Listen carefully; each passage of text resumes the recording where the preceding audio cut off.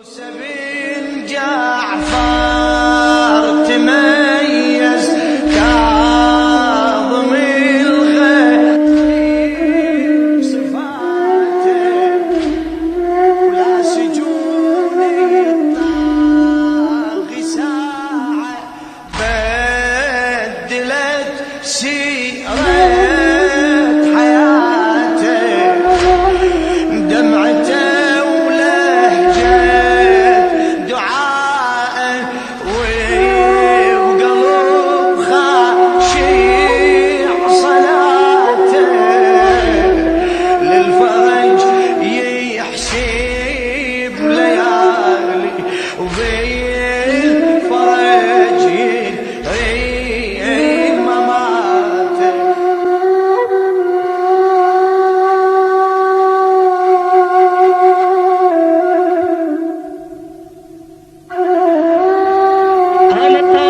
من عرشه يا شاهد. نعم يا أمير. خذ موسى بن جعفر وأودعه السجن وقيده ب30 رطلا من الحديد وضيق عليه. أمرا وطاعة يا مولاي. هيا خذوه إلى السجن.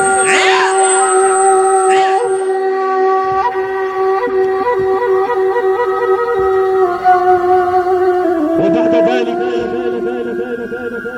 عندما أوصلوا بالإمام وأودعوه السجن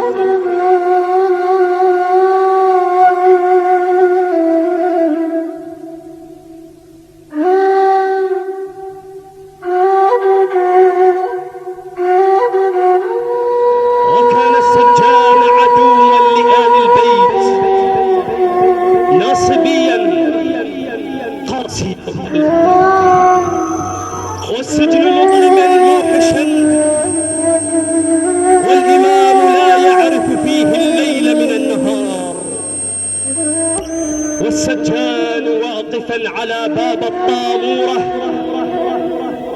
ومعه 3 من الجلاوزة ليضيقوا على الإمام روحي له الفداء.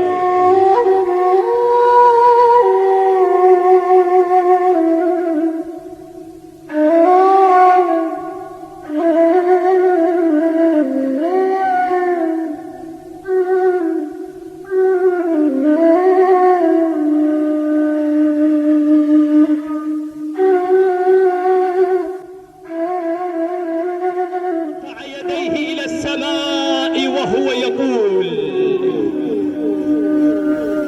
يا سيدي يا سيدي وربي، يا مخلص الشجر من بين رمل وطين، خلصني من سجن هارون، ويا مخلص الحديد من بين نار وحجر،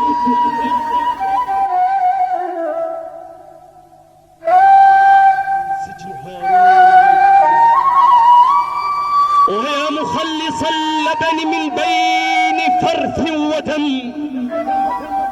خلصني من سجن هارون، ويا مخلص الجنين من بين مشيمة ورحم،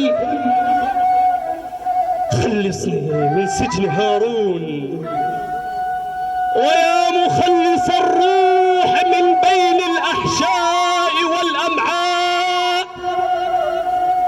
خلصني من سجن هارون.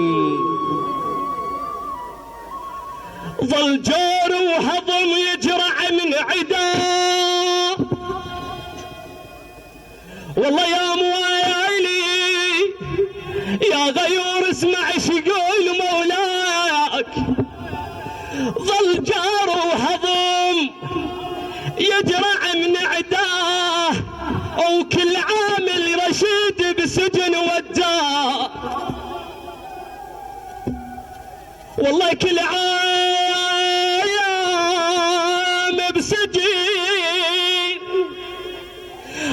الرشيد وداه، لما نوصل للسند وتولاه والله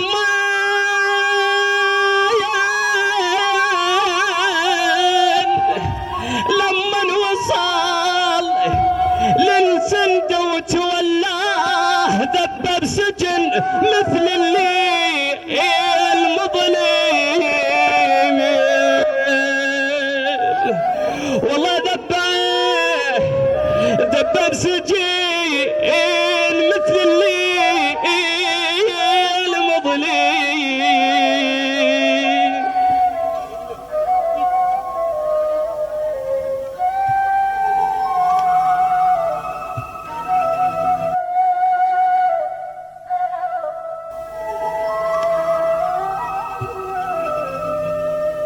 أيها الناس، كان علي بن سويد من شيعة أهل البيت، فتقدم علي بن سويد للقاء الإمام،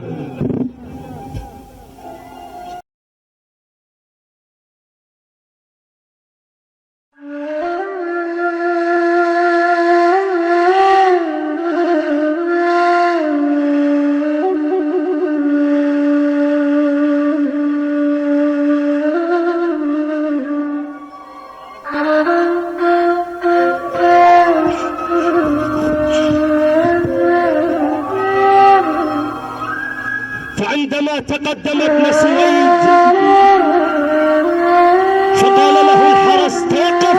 أنت ماذا تريد؟ أيها الحارس أنا علي بن سويد أريد مواجهة سيدي مولاي موسى بن جعفر. اذهب من هنا وإلا سأودعك السجن. أيها الحارس ما رأيك ببعض الدراهم؟ دراهم؟ نعم هيا ادخل. فبعد ذلك دخل ابن سويد على الإمام روحي له الفداء وتكلم معه من وراء الستار والإمام جالس على ركبتيه، فقال له ابن سويد: السلام عليكم يا سيدي ورحمة الله وبركاته. وعليك السلام يا ابن سويد. يا سيدي يا أبا الرضا، والله لقد ضاقت صدورنا واشتقنا إليك، فهل هناك من فرج يا سيدي؟ يا ابن سويد الفرج إن شاء الله غدا يوم الجمعة ضحى على جسر الرصافة. وبعد ذلك أصابته الدهشة ووقف على رجليه، ورجع ابن سويد راكضا مهرولا وأخذ يدور على بويتات الشيعة ليبشرهم بخروج الإمام، وهو قائلا: البشارة يا شيعة آل محمد، البشارة يا شيعة آل محمد، إن الفرج قريب. البشارة يا شيعة آل محمد، إن الفرج قريب. البشارة يا شيعة آل محمد، إن الفرج قريب. أيها الناس أجركم الله، أراد الطاغية أن يقضي على الإمام روحي له الفداء، فقال لجلاوزته: يا غلام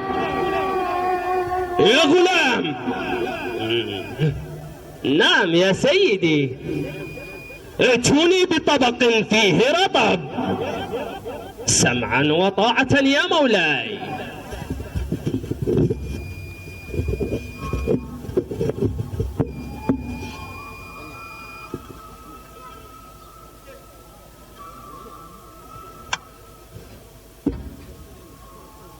وعندما أوصلوا له الطبق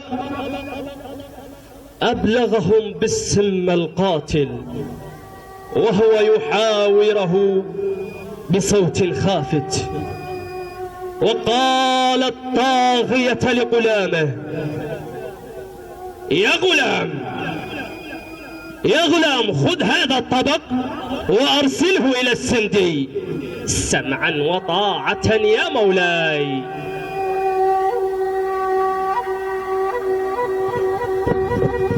فذهب الغلام بعدها إلى السجن،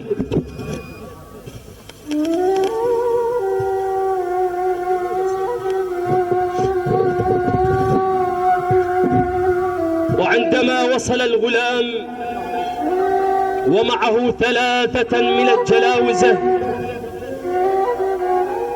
وأحاطوا به، فقال: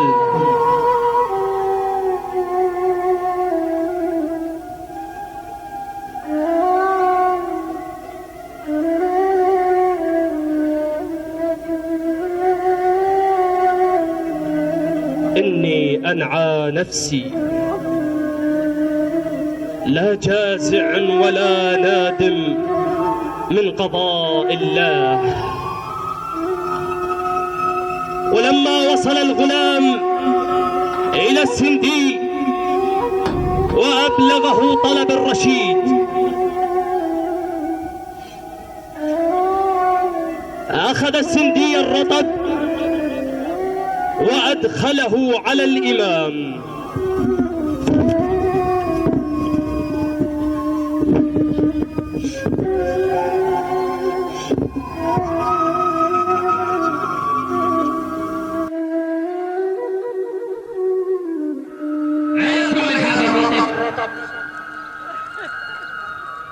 يا رب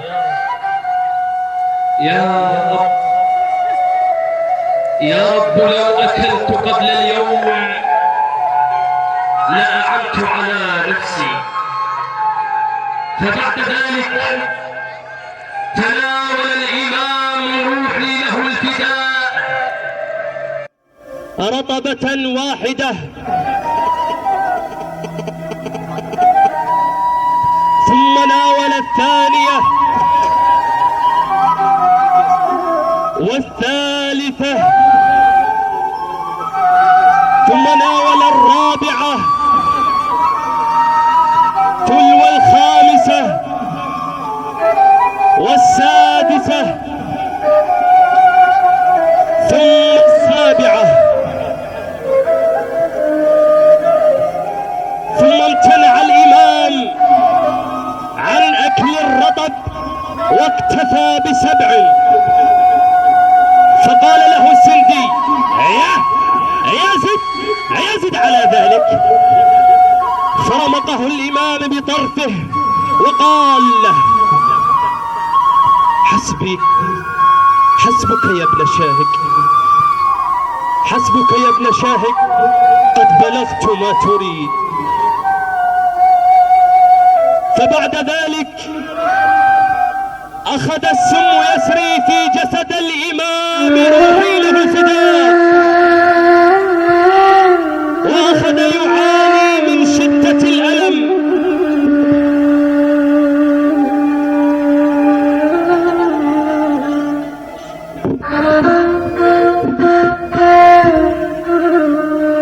من البصرة لسجن بغداد جاء، والله من البصرة لسجن بغداد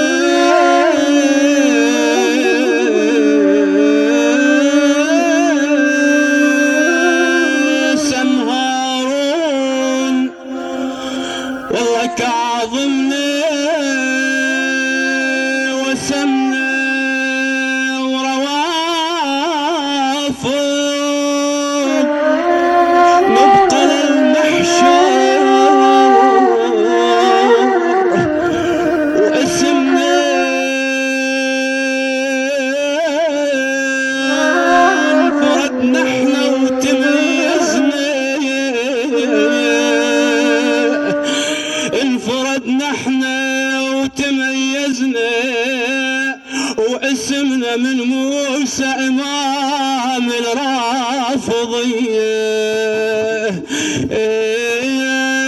من موسى إمام الراية،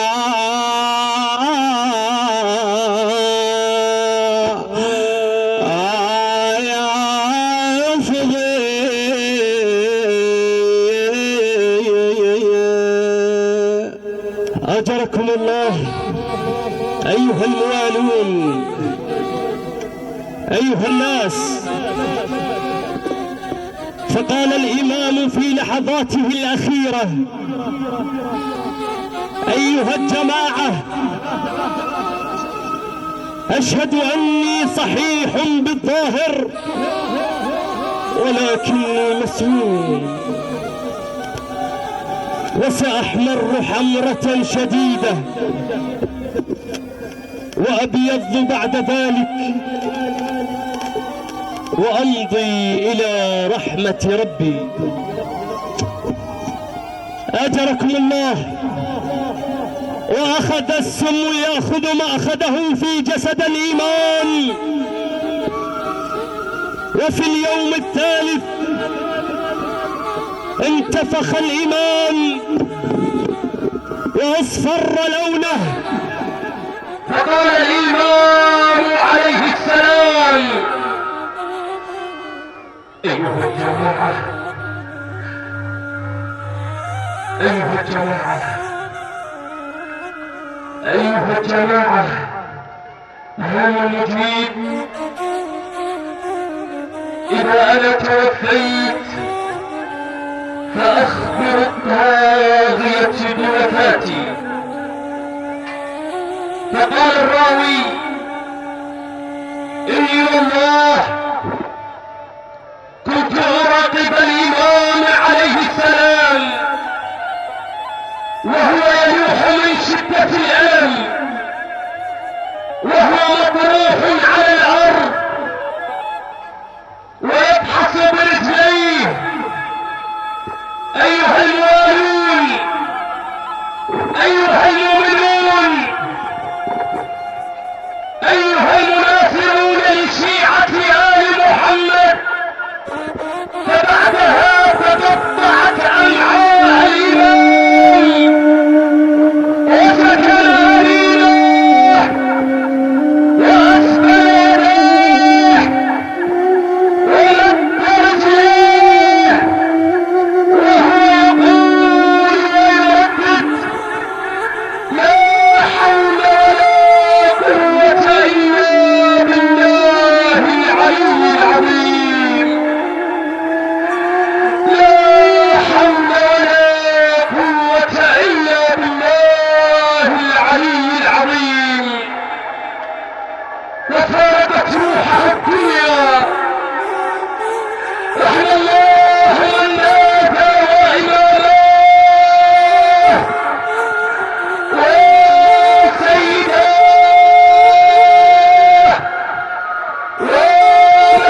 ومسؤولاه ومظلوماه وكاظماه، وعلى من يسمونك يا بنت عبر علامه، وعلى من يسمونك يا بنت عبر علامه. انت توفي صبحكم علام، عليك انشد عزاء، عليك انشد عزاء، ونرفع علامة ونشيع جنازتك يا ابن الزكية،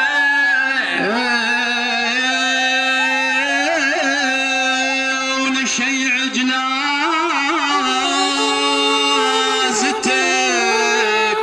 يا ابن الزكية. وظلام سجار سجنك وصفه، وظلام شلت عيد شتانه وظلمه الكاظم مات ومقيد وظلمه مسموم وغريب.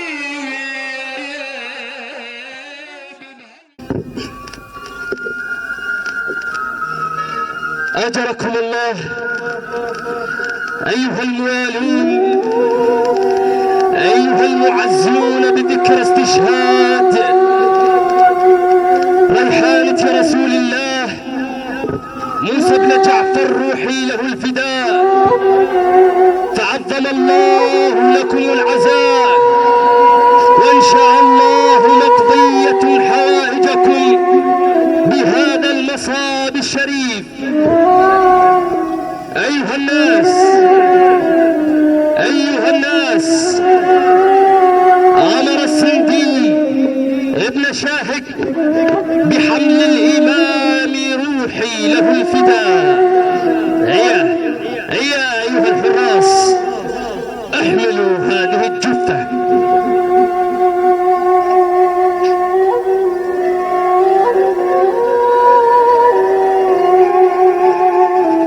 فبعد ذلك حملوا جثمان الإمام موسى بن جعفر روحي له الفداء وأخرجوه من السجن.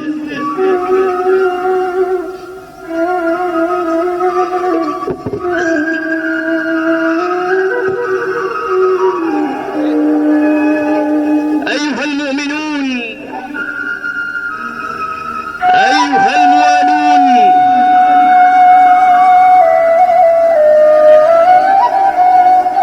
أيها المناصرون، فوضعوه على الجسر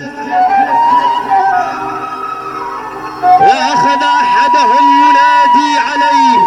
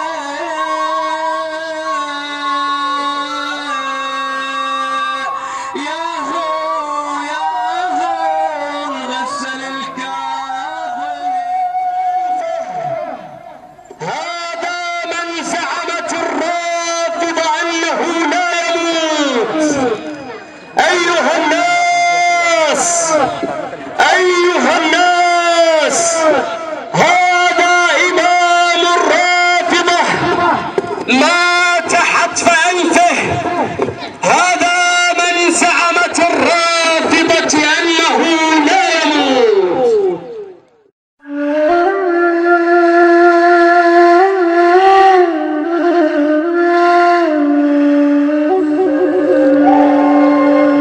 وعندما وصل إلى جثة الإمام صرخ ووضع يداه على رأسه وهو يقول: يا إمام.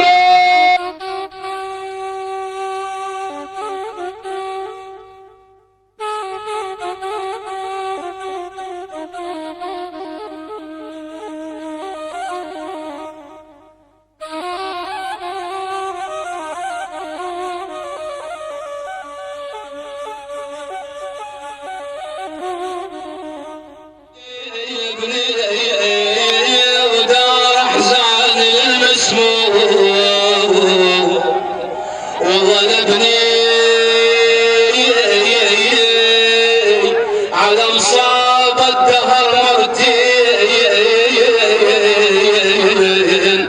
لابني مر على السجن وخل مني، مر على السجن وخرج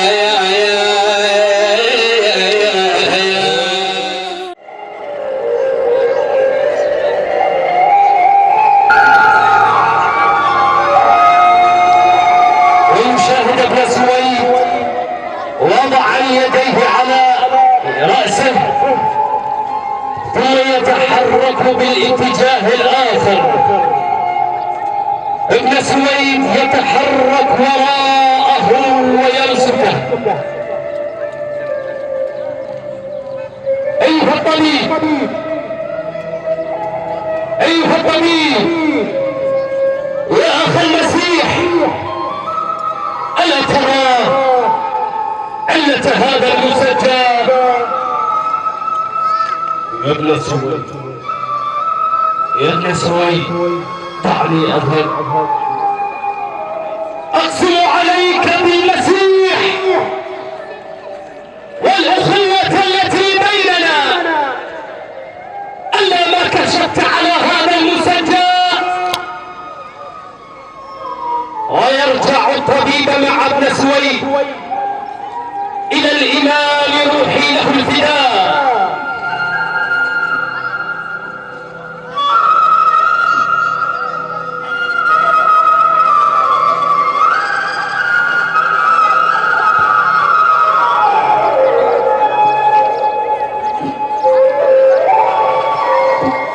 وبعد ذلك يصلون إلى جثة الإمام روحي له الفداء ويخرج يده، ثم بعد ذلك يتركها ويشمها، ثم يتركها ويقوم يريد الذهاب.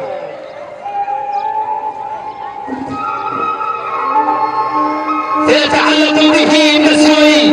أيها الطبيب، أيها الطبيب، أخبرني ما هي علته؟ اتركني يا ابن سويد، قلت لك اتركني، اتركني. أقسم عليك إلا ما أخبرتني ما هي علته.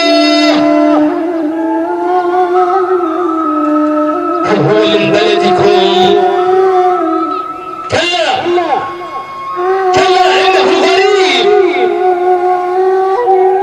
كان له عشيرة فليطالبوا بدمه فإن الرجل مسموم.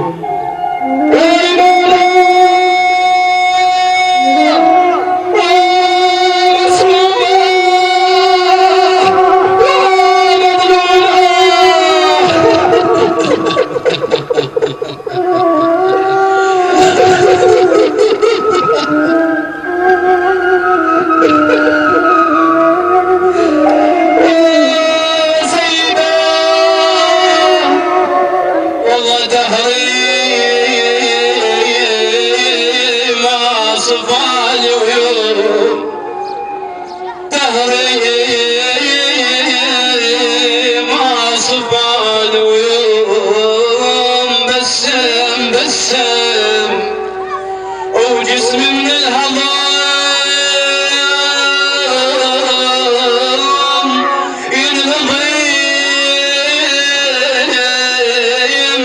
بالسيم على المات في سجن هارون. والله بالسيم ضبراهيم امام الجعفريه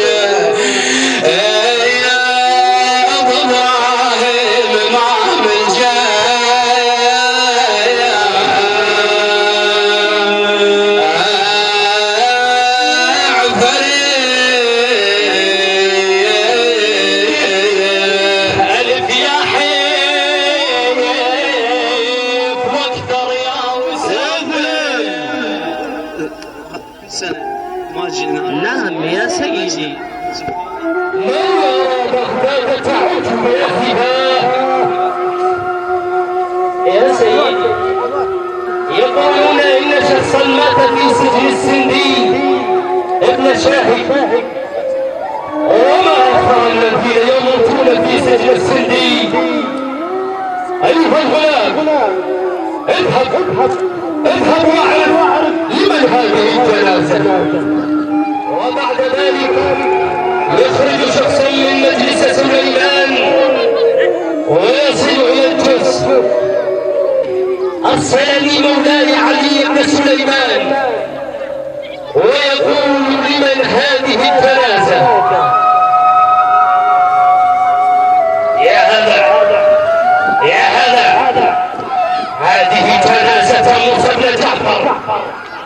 مع تفيس السنتين. وبعد ذلك يرجع الغلام إلى مجلس سليمان. يا سيدي يقول هذه الجنازة لموسى بن جعفر. لا حول ولا قوة إلا بالله. لا حول ولا قوة إلا بالله. إنا لله وإنا إليه راجعون. وسيعلم الذين ظلموا محمد وآل محمد أي منقلب ينقلبون. والعاقبة للمتقين. اذهبوا إليهم وخذوا منهم جنازة موسى بن جعفر سمعا وطاعة يا مولاي.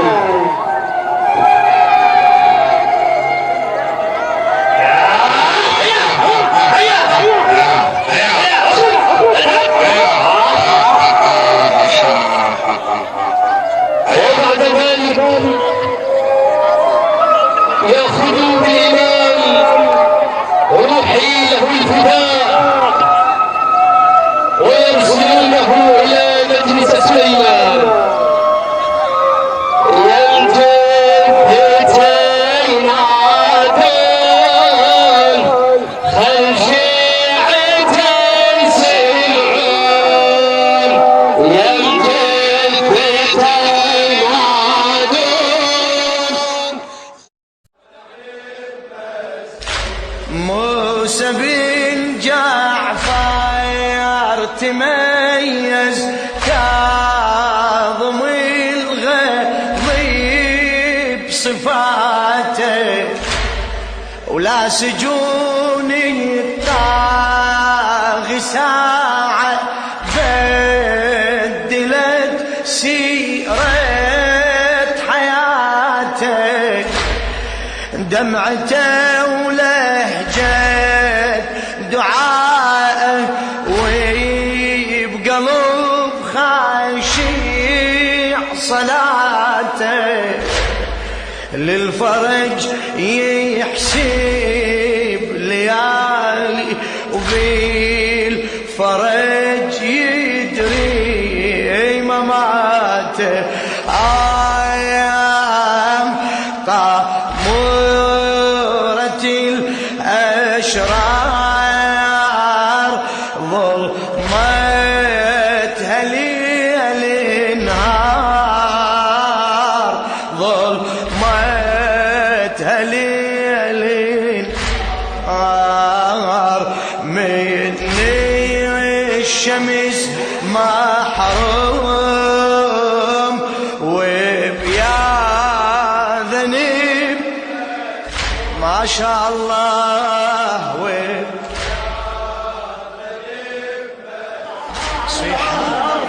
ويخرج حافي القدمين ويقع على الإمام وإمامه وسيداه ومظلوماه.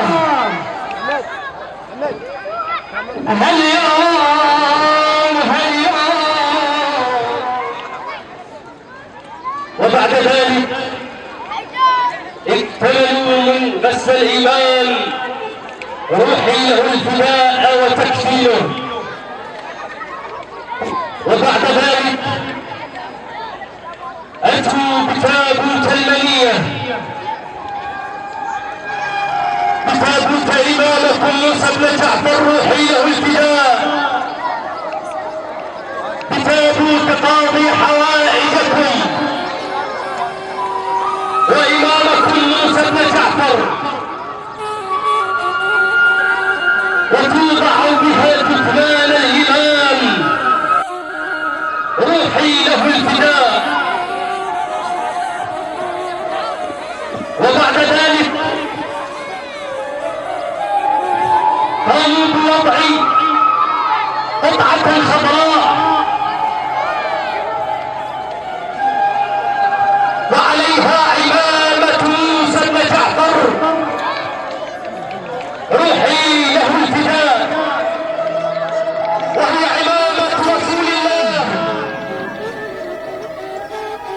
صلى الله عليه وآله وسلم.